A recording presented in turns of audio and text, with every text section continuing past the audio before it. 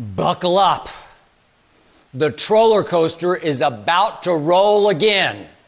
This is roller coaster number 6. And don't you worry about this one. We got permission from the mayor. We're good to go because all of you all are at least 10 feet all over there. And I'm alone. I'm the lone rider on this roller coaster sitting on this hot seat. I'm about to answer all of your questions about what really goes on behind the scenes at Undisputed, and all of your questions about LeBron and Jordan and Tom Brady and those Dallas Cowboys. How about them Cowboys and that draft? Question number 1 goes to Drake from Troy Hill, PA. It's a time-honored tradition, says Drake.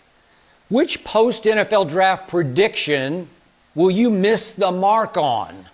RG3 and Johnny Football could use some company, says Drake from Troy Hill, PA. Must be an Eagles fan if I have my guess. Drake, you missed your mark with the shot you just took at me because you could use not some company, but some research on all of my quarterback picks before drafts. Yes, I said that RG3 would be better than Andrew Luck, and I was right out of the box. What did RG3 do in Washington for Mike Shanahan? He turned around those woeful Redskins, and all they did was go win the division. And all RG3 was, as a raw rookie, was Offensive Rookie of the Year. That'll work. What did I tell you about Andrew Luck before the draft? Everybody was saying, next John Elway. Huh? I saw turnover machine. I said the kid I saw at Stanford was holding the ball too long, trying to throw too many home runs. I didn't see a great feel for the tempo and timing of the underneath passing game. I didn't see John Elway. I'm sorry. And guess what? Right on cue, Andrew Luck in the first 3 years was at the top of the league in combined turnovers, interceptions, and fumbles lost. I was so right until the injury gods made me so wrong. Because you know what happened in that home playoff game for RG3 in Washington versus Seattle. RG3 staked them to a 14-0 lead. He'd already had some knee issues. And then what happened? It completely went. He wrecked his knee. They blew their lead. And then RG3 blew it during his recovery period, his rehab, when he turned into RGIII, or if you like, RG me.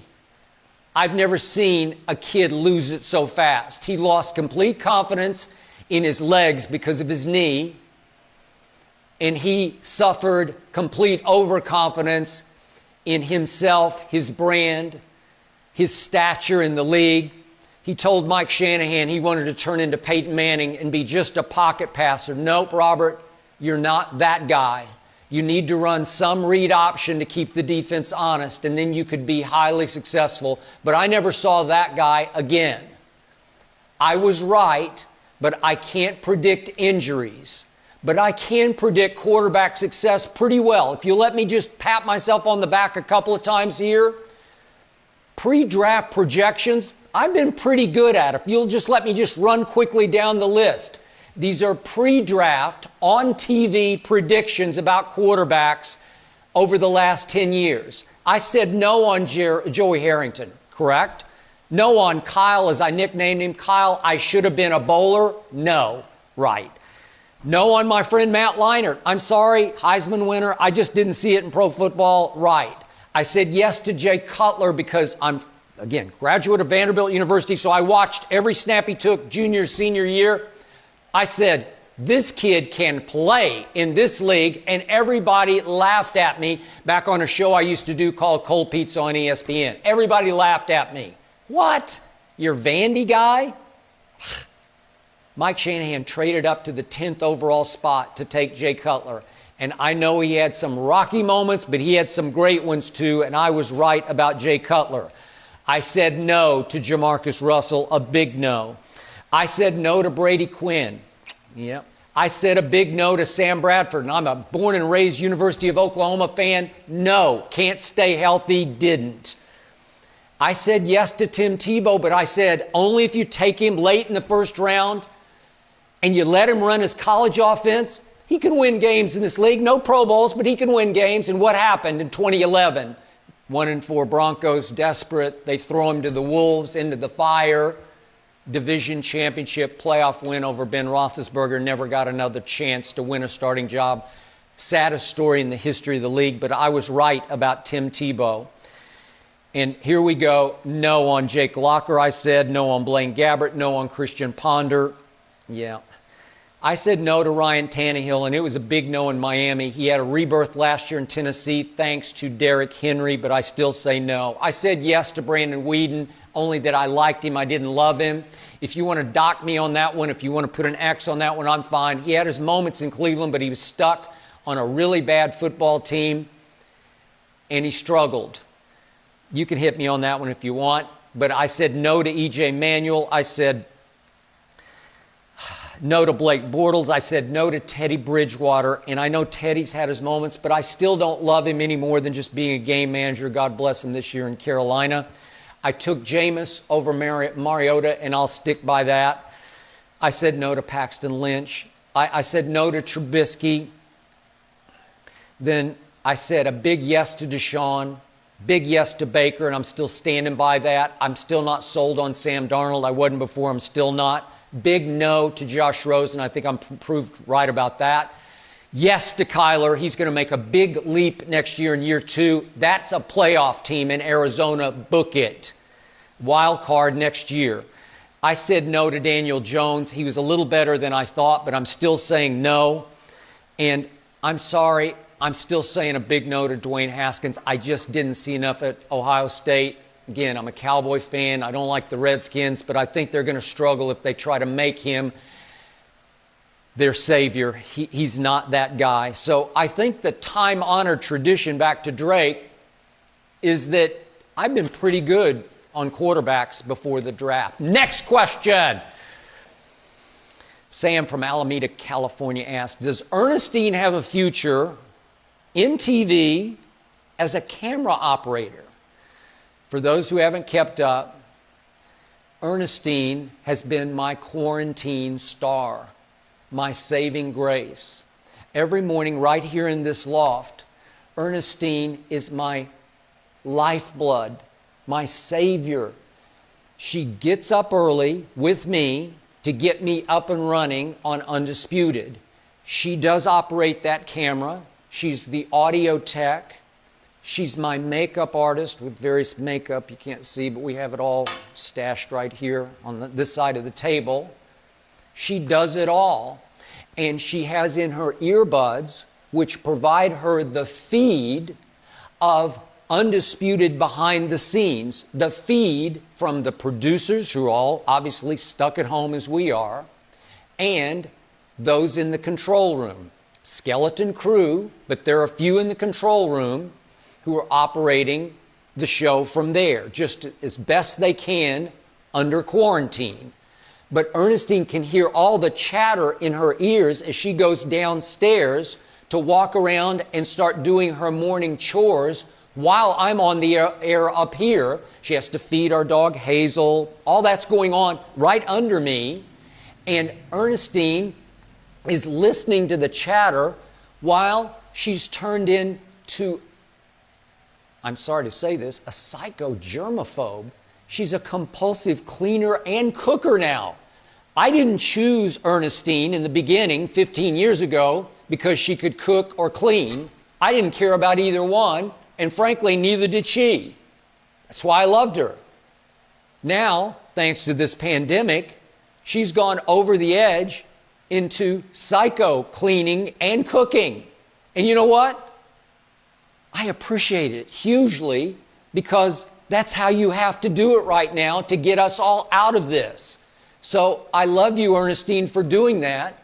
But the final point is, while she's compulsively cooking and cleaning, she's got her earbuds in. And she's hearing the chatter, and if somebody gets over-emotional on her feed and says, wait a second, how can Skip say that? They got hell to pay, because she's going to jump right in and say, I'll tell you how I can say that. Bam, bam, bam.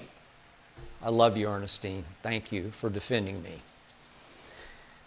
Question number 4 goes to Lamont from Columbus, Ohio. Is Dak Prescott going to remain a Cowboy in the NFC East long enough to see Jalen Hurts quarterback my Eagles to the top of the division every year? Boom, boom. Lamont, painful question on 2 fronts. I love Jalen Hurts. I liked him at Alabama. I loved him for the Oklahoma Sooners that I grew up loving in Oklahoma City. It's in my blood. I can't help it. I was born and raised a Sooner fan. Jalen Hurts was extraordinary last year. 32 touchdown passes, 20 running touchdowns, 52 total touchdowns, 3rd best QBR in the nation to Tua and Burrow, improved dramatically as a pocket passer, but he can throw deadly bolts on the run. He did have my man CeeDee Lamb, now a Dallas Cowboy, about them Cowboys.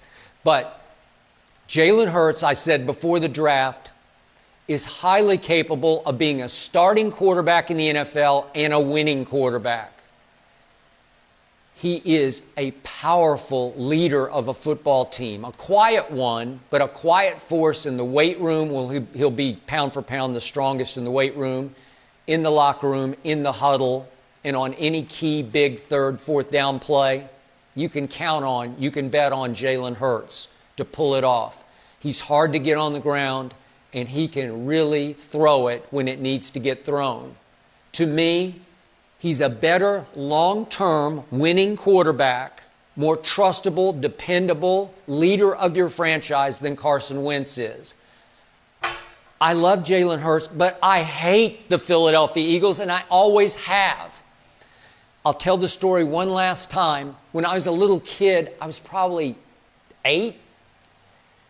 The Eagles played some kind of exhibition game in Norman, Oklahoma, at the University of Oklahoma, back when the NFL was trying to fight college football to even stay on the national map. And my parents went to the game for some unknown reason. They weren't that big of sports fans. And my mom saw a green Eagles pennant and bought it for me. It probably cost like a nickel because it was felt and it was crappy. And she brought it to me, and remember, the Cowboys weren't even born yet. And she said, here, you can put this on your wall. It made me sick to even look at it. There's no way I was going to put that on my wall, and I didn't. And I quietly tossed it in the trash when she didn't know it, and it went out into the garbage and gone. I've just always hated the Eagles' colors. It's like an earthy green that they wear. And now Jalen Hurts could be your savior at quarterback? Are you kidding me? Which brings me back to my quarterback. Okay, you got me. Dak has disappointed me. This negotiation is now a stalemate, an impasse. It's getting ugly. It's going south. It's going nowhere slowly. Dak is going to miss virtual offseason. Whatever real offseason there is, he'll miss it. Whatever training camp they have this year, I'm pretty sure he's going to hold out and miss it. I believe he and his new agent are asking for unrealistic money. He did not have a great year last year. He missed too many throws on too many key downs. I love Dak Prescott. No one has defended him harder than I have, certainly on national TV. But he's scaring me because he's turning on the organization. He is starting to put negotiating above winning. It's like greed is trumping team. It's scaring me because it's not the Dak I defended as having such strong football character, face of the team, leader of the team, and now you're willing to hold out? Quarterback holdouts never work. They're never advantageous to either side. And I never saw Dak as a possible holdout. And I just don't like it. He doesn't deserve beyond Mahomes' money. He hasn't earned it yet. 35 million, 37 million, I don't know, somewhere in there. There's some compromise. Dak, Jerry just got you CeeDee Lamb. It's going to change life. Your offense could be as explosive as Mahomes' offense or as Brady's new offense in Tampa. You've got to come to some middle ground, just a little bit. You've got to get this done. You're making untold millions off the field. You have 12 national TV commercials. This is just wrong. You know it, and I know it, Dak Prescott. Reign Dakota Prescott. You've got to reign, R-E-I-G-N, as a quarterback before you get paid like Mahomes is about to get paid as a Super Bowl champ. I'm sorry, but Lamont, you asked two great questions that are very painful. It hurts, as in Jalen Hurts. Clay from Arcadia, Arizona. Who are Tom Brady and the Bucs lining up against in next year's Super Bowl in Tampa? Brady chose the Bucs because he's thinking no home team has ever played in a home Super Bowl. I'm going to do that to Bill Belichick. Boom! Way to go, Tom Brady. Love it. The opponent, I believe, at this point in time, will be Lamar Jackson's Baltimore Ravens, who should have won it all last year. They were the best team easily through the regular season. And I believe they will win it all this coming year, whatever that year is going to be or look like. The Ravens were the best team, and they won the offseason. I thought Dallas had a little better draft. Mel Kiper says that Baltimore had the best draft, but they also added Calais Campbell. Perfect pickup for them. A warrior later in his career looking for his ring. It's beautiful. It's right on time. He will be a force for them. And then all of a sudden, they land J.K. Dobbins. They led the league in rushing, and they landed J.K. Dobbins on top of that. And then my two favorite receivers after CeeDee, Devin Duvernay from Texas, who just haunted my Sooners every year. They just couldn't stop him out of the slot, and he goes and runs 4.3 something at the combine. You get him in the third round, steal. And then James Prochet, you get him out of every time I turned on SMU, I said, who is that guy? Not a Blazer. All he is, he just circus catches every 50-50 ball within 5 yards of him. They got him in the 7th round. Lamar will love him and Duvernay and J.K. And the rich just got richer. Powell from Muncie, Indiana. Do the Cowboys and Bulls of the 1990s share any common features from their team makeup? Sports world had to be on fire during that time. Well, I was on fire because I was so blessed to write 3 books about the Jerry Jimmy Dallas Cowboys through the 90s. And then right on cue, I got hired to be the lead columnist at the Chicago Tribune for the Last Dance Jordan season with the Bulls. Talk about honor, privilege, blessing. I got to see both teams from the inside out. 2 quick points. You'll think I'm overstating this, but there was in Michael Jordan some Michael Irvin. Michael Irvin, I've made the case, is the greatest receiver ever because I saw it from the inside out. 88 was the playmaker for those 3 Super Bowl championship teams that should have been 5. He was the rocket fuel. He was the leader. He was the final say in the locker room. He was the man I wanted in my foxhole in Philly, in New York, in Washington in December or January. And that rage to win in Michael Irvin was obviously times 3 in Michael Jordan. They reminded me a little of each other.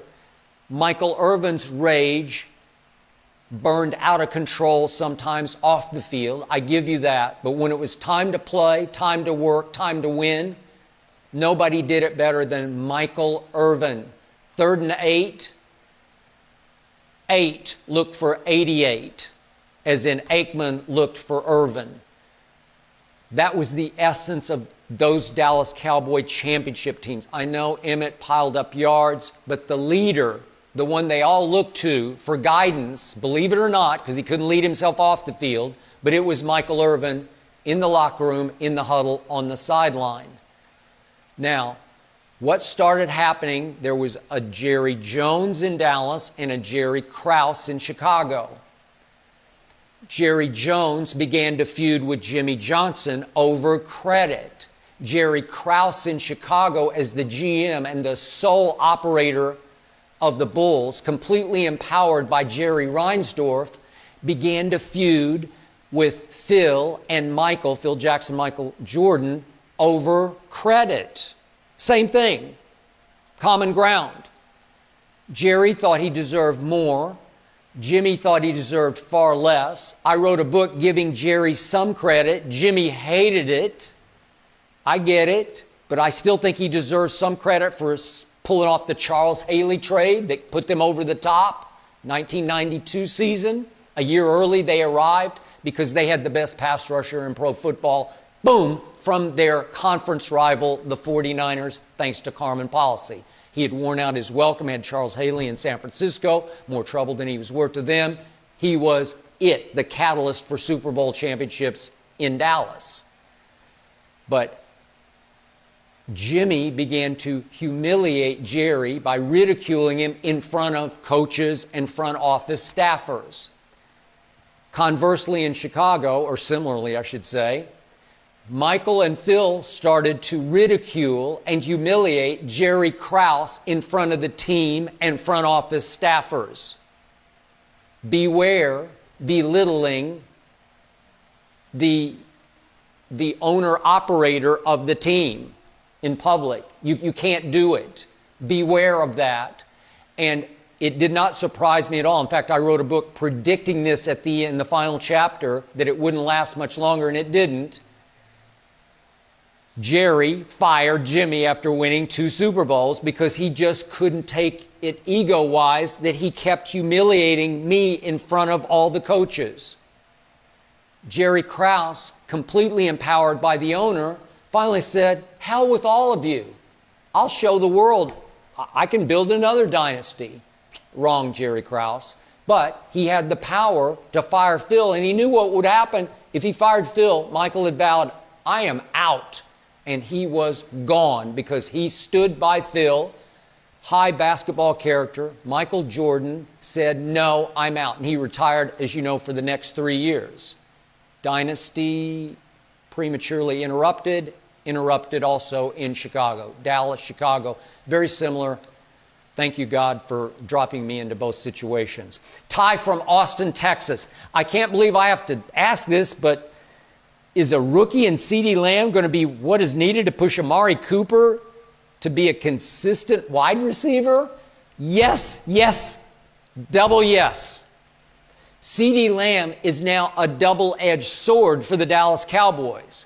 I think one of 2 things will happen. Either he will emerge as the number 1 receiver above Amari Cooper, or at least he will drive and motivate Amari to be something he was not last year, which is a road warrior.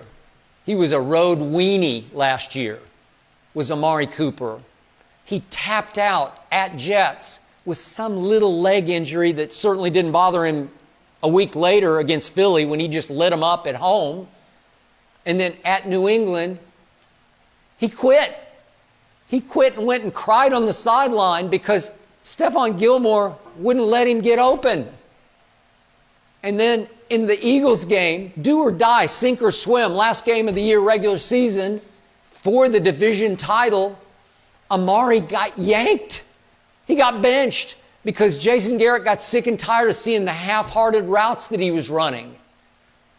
What? And then because of that, I should say, that merited a $100 million contract. So if you quit on the road, you get paid $100. I don't know. I don't get it, but they were stuck. Damned if you do, damned if you don't. Let him go, you don't have a receiver. You didn't know that C.D. Lamb was going to fall out of football heaven into your lap. He had him ranked 6th on your board, and he fell into your laps at 17. And thank you, Jerry Jones, for having the wherewithal, the guts, the vision to sit back and say, I can't not take him. He's too good. He is box office, Jerry, and he's going to change your life because he will either motivate your $100 million receiver to live up to his money, or he will emerge as the $100 million receiver, which is probably more likely. I said before the draft, I didn't second guess, I first guessed, C.D. Lamb is a number 1 receiver. He's an alpha. He's a difference maker. Jerry Jeudy, Shannon Sharpe's choice to be the first overall receiver taken in the draft, and he did go a little earlier to Denver. Jerry Jeudy is a number 2 receiver. He's a slot receiver. Fine with the pick. Way to go, John Elway. But he ain't CD. Watch what happens in Dallas. This is going to change life. Thank you for that question. Montel from Rockford, Illinois. What part of your infamous pre-show routine has changed the most during your stay at home, period? Funny you should ask about that, Montel. Everything has changed. Day is night, and night is day. I'm a routine-driven, obsessive-compulsive preparer for Undisputed. I've always said debates are often won at home at night watching games. Well, I don't have any to watch. After about 7, my time in LA, 10 Eastern, nothing's really going to change or happen. There's probably not going to be any real breaking news. So all of a sudden, we've turned everything completely upside down. We're still on for our 2.5 hours, and trust me, we don't have any problem filling the 2.5 with great debates. But we're finding that we can do all the prep at night that I used to do between 4:30 a.m. and 6:15 in my dressing room at the Fox studios. I can do it all at night. We can put the show together, which we do. We can pick the best debates between me and Shannon, order them out, get our rundown completed. And I can spend 2 hours prepping, stay up 2 hours later than usual than I used to. I used to try to go to sleep at 9 and get up at 2 a.m. Pacific time. Now I go to bed at 11-ish, somewhere around 11, and get up at 4. 2 hours later, well, I don't have anything to do. And then the other irony is, I'm looking across the way here, I'm up in my loft, and I can see my treadmill. I'm on my treadmill. It used to be 2:30 in the morning. Now it's 4:30, and I've got my notes all done for every debate. I could do the show when I rolled out of bed. Usually we haven't even started to put our rundown together at that hour, and now it's finished. So I get on my treadmill, and I've got my notes, and I'm like memorizing my notes on the treadmill. I didn't used to have any notes because we met at 4 a.m. Pacific time to actually start to put the show together because we were going to react to how LeBron did last night, or the big Monday Night Football game, or the Thursday night, or whichever night it was. We had breaking news off games. We are reactive. We are on the precipice of whatever's breaking in sports. You're going to get it right between the eyes, right out of the blocks at 9:30 Eastern time every day on Undisputed, because we're going to react. We're going to be on the edge of the news every day. Now there's no real news breaking overnight. So that leaves me with this. I have to put on some of my own makeup in the bathroom, then Ernestine finishes me up here. But I used to do a run to the studio in the Fox studios. I'm on the first floor of my dressing room, and I was always just pushing the envelope, getting later and later. And I literally went on the dead sprint down a long hall, up the stairs, sprinting, and then down another hall, around the corner, and across the floor to the debate desk. I ran all the way, and I loved it because it got my blood pumping. Well, I'm at home. I'm kind of stuck. There's nowhere to run. So I miss that dearly. I can run up these stairs coming up into the loft, but it's just not the same. And I miss it. But I promise you, we're going to be back sooner than later in the studio. Omar, Durham, North Carolina. One thing in common with all these classic Super Bowls that are re-airing on TV nowadays, none of them feature your Cowboys. Think you're sly. That's because we've won 5 Super Bowls, only one short of New England and one short of Pittsburgh at 6. But there's a big difference in the way we won all 5 of our Super Bowls. We crushed our opponents. They weren't classic because they were routs. They were demolitions. We smashed the Dolphins and we smashed the Broncos and we smashed Buffalo twice, just absolutely annihilated them twice. And then we embarrassed Neil O'Donnell and the Pittsburgh Steelers. So there's nothing classic about any of them. And I got to tell you, the Patriots and Steelers haven't been nearly as dominating in their 6 Super Bowls as we have been in our 5. Thank you for asking. Natasha, Ocean Township, New Jersey. Well, that's a good one. If you had to own a second piece of sports memorabilia after the photo of MJ's last shot against Utah, what would it be? That is the only piece I own because, as I've told you before, Michael is holding the pose in the shot. Scottie Pippen, who is nothing but Robin, is over on the wing wide open like, I'm open. Michael ain't looking. He's holding the pose, and the ball is swishing through the net, and you can see the horrified looks on the faces of all the Jazz fans because he did it to them again. If I had to own another, I'm going to be objective about this, it would be an anti-Cowboy moment. It would be Dwight Clark's catch, the catch. January 1982, Candlestick Park, San Francisco. I was there in the press box, and it was an epic turning point of a moment. If I can use a California earthquake term, forgive me, it was seismic shift. All in that one moment. Joe Montana tried to throw it away, and Dwight Clark, may he rest in peace, went up into the fog and snatched it over a rookie cornerback I'd gotten to know very well named Everson Walls from Dallas, Texas, by way of Grambling. Had a great rookie year, led the league in interceptions, but Dwight Clark was 6'4"-ish, just rose up, snatched it out of the sky, and that stadium shook. I can still feel the whole press box just shaking from people stomping. It launched a dynasty and it ended a dynasty. I wrote a book about Tom Landry's Dallas Cowboys called God's Coach, The Rise and the Fall. And that was the beginning of the fall. And that was the beginning of the rise of Bill Walsh's San Francisco 49ers. And I had the pleasure and honor in my time in the Bay Area to get to know Coach Walsh very well. He had me speak to his Stanford Business School class a couple of times. We spent a lot of time talking football. I tried to talk him into coming back to football to maybe coach the Raiders after Gruden left. And he was genius. He was the greatest coach ever.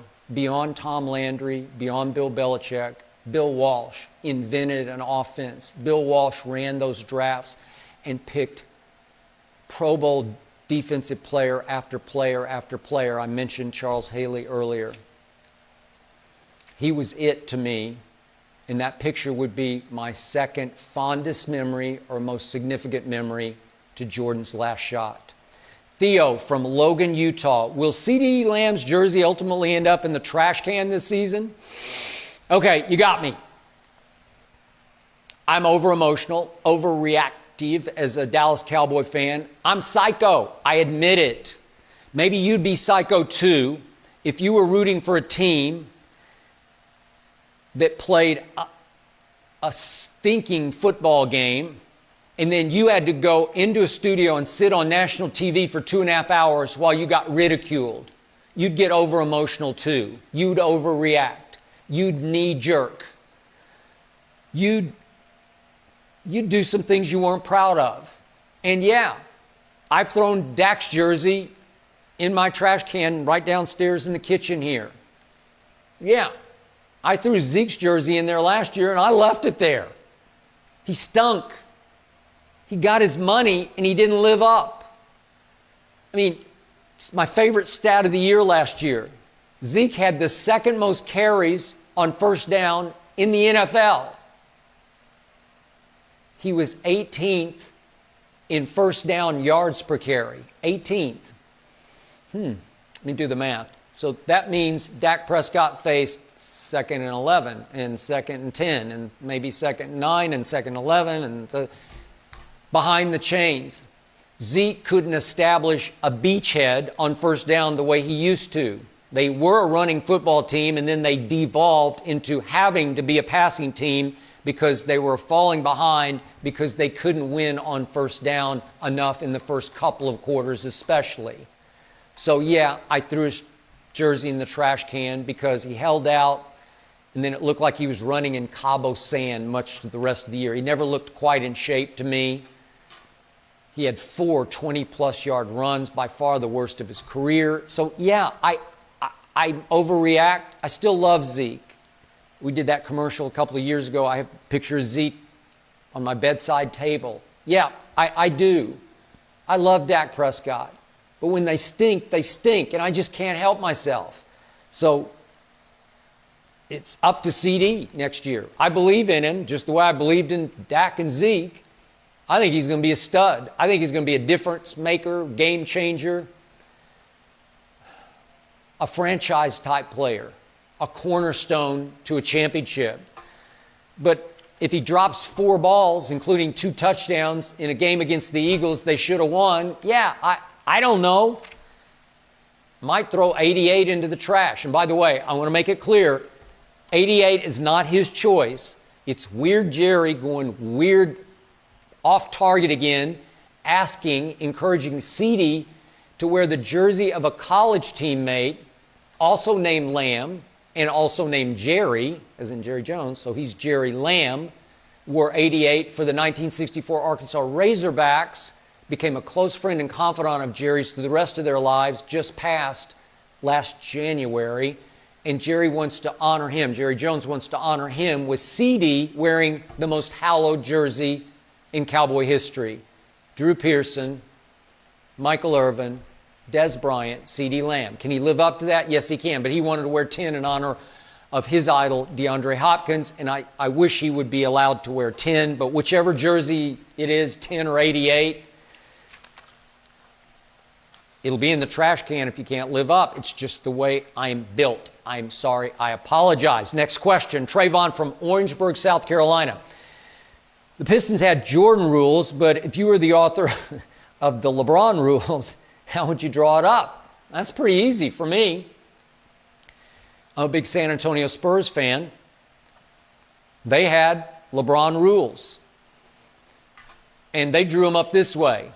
You dare him to shoot threes.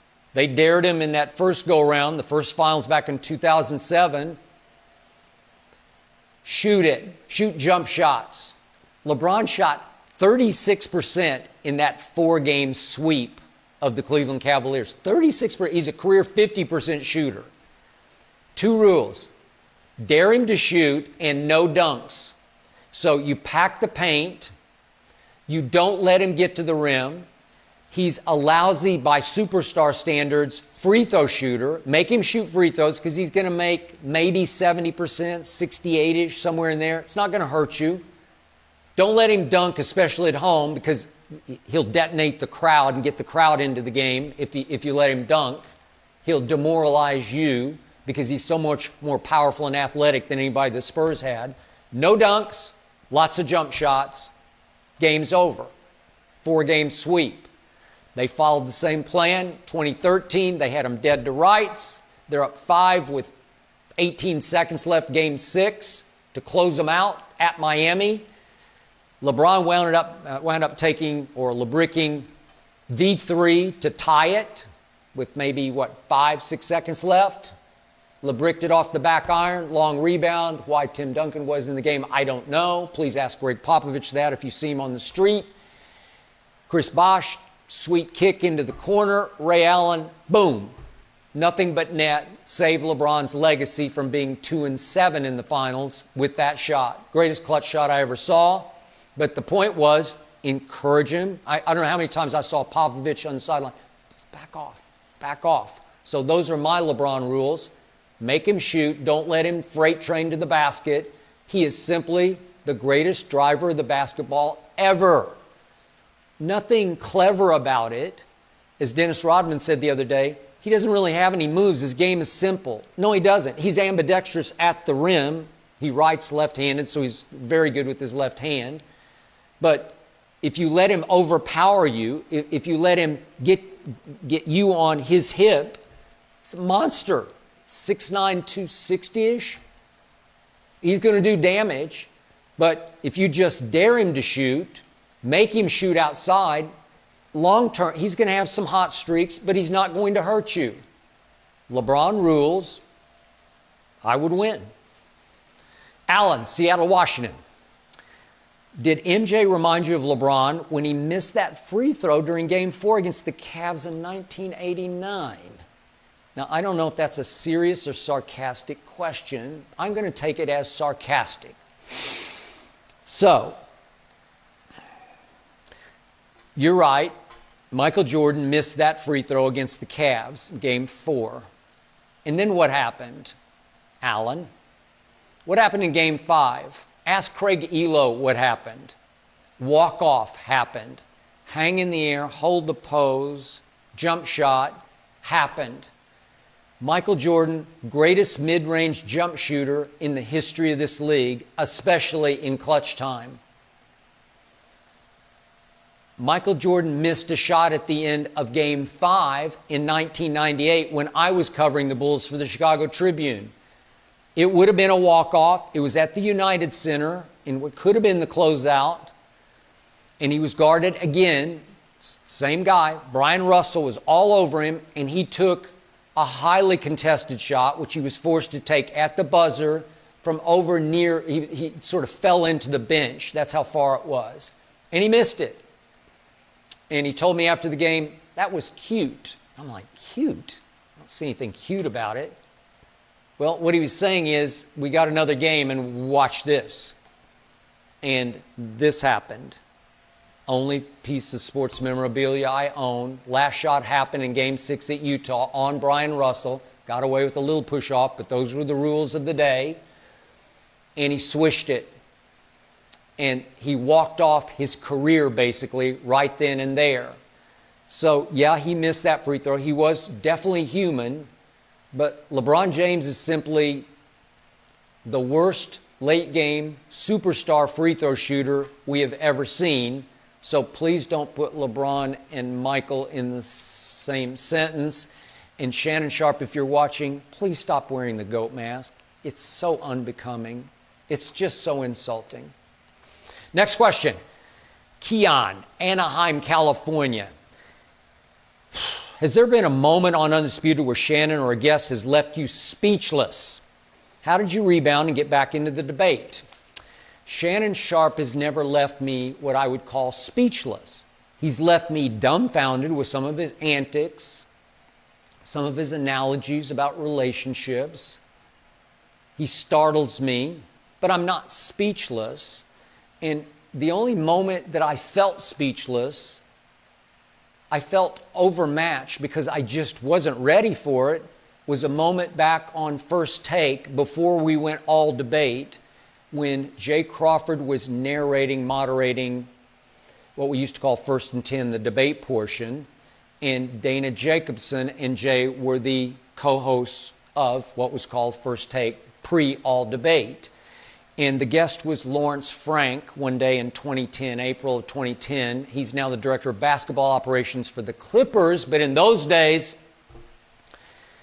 he was the head coach of the New Jersey Nets. And I had said something across the floor from him in a previous debate he did not like. So as Dana Jacobson was interviewing him, concluded and tried to toss across the floor to the debate desk, to Jay Crawford moderating, Lawrence piped up and had a message for me across the floor. And he basically said, I'm going to try to clean all this up. Give me that effer, meaning LeBron, instead of all that SH, you know what, that we've had to put out there talking about the New Jersey Nets. Give me that effer instead of all that SH, you know what, we've had to put out there.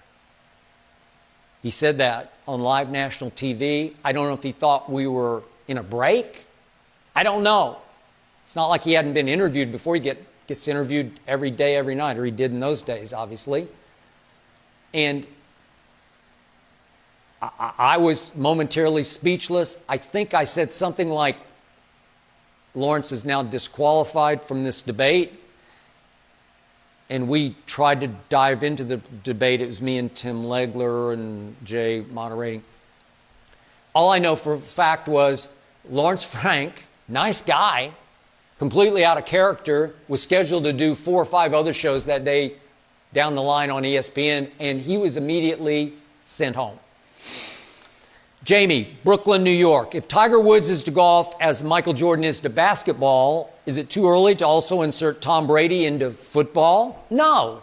Well, I've been doing that for years. Honestly, I've never said Brady is more clutch than Jordan, but he has been clutch more than Jordan had the opportunity to be, because Tom Brady has 6 rings with 6 game-winning drives in the fourth quarter.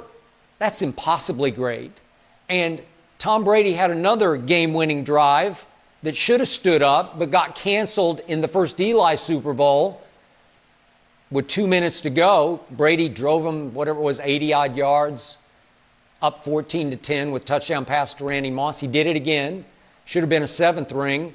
And you know what happened? Eli sort of closed his eyes and flung it as far as he could, a pass and a prayer. Somehow David Tyree stuck it in his face mask on Rodney Harrison. You know the end of the story. Plaxico Burress touchdown, game over. Giants cost Brady a 7th ring. And then all Brady did in the other Super Bowl loss of note was he threw for a playoff record, all-time playoff record, 505 yards, put up 33 points, and lost to Philly's backup quarterback because Bill Belichick refused to play Malcolm Butler, who had played the most defensive snaps during the regular season, doghoused him the whole game, wouldn't play him a single snap for never explained reasons. Help me out, I don't know what it was. Sabotage on Tom Brady? That's how it felt like to me. I thought that was a fireable offense for Bill Belichick. Cost Brady an 8th ring. So he's been more clutch more often than Michael had a chance to be. Obviously 6 rings, 6 Finals MVPs. But the problem with this is that I face and fight every day on Undisputed is no one wants to put Tom Brady in the same conversation with Michael Jordan and Tiger Woods because he doesn't look the part. He just doesn't fit in your brain. He can't go in there because of that pathetic, awkward, unathletic 40-yard dash that he ran at the Combine, just an eyesore of a 40-yard dash. And because he comes across now even on social media as this goofy dad next door, and I'm talking about in a white suburban neighborhood, obviously, and he just doesn't fit. He doesn't look the part to be considered Jordan-esque. No. I mean, you can make the case he's even beyond Jordan in some ways, and yet nobody can let their head go there because he doesn't look or act the part. He just plays the part. Walton from Daytona Beach, Florida. How much of your preparation for Undisputed is devoted to mapping out what Shannon might say and argue? All of it. Every last second of it. All I know is the way we set up the show is I pick maybe 15-ish topics that I think Shannon would be strong on, that would give us the most competitive debates.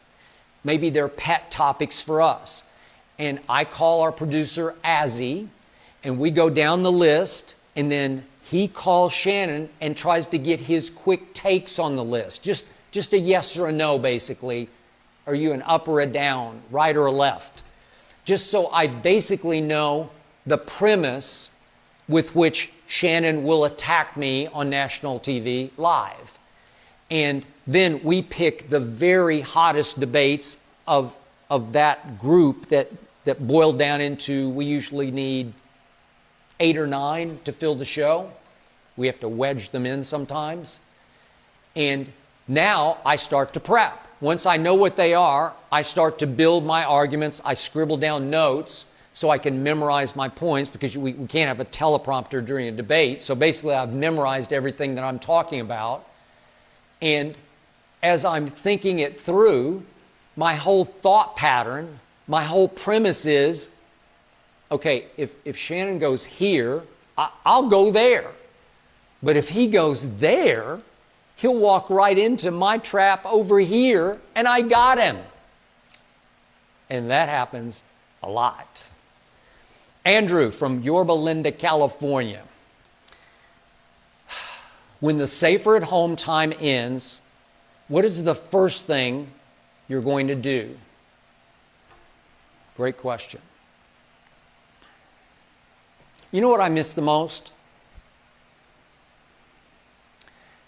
I miss taking my wife Ernestine to the movies every Friday afternoon.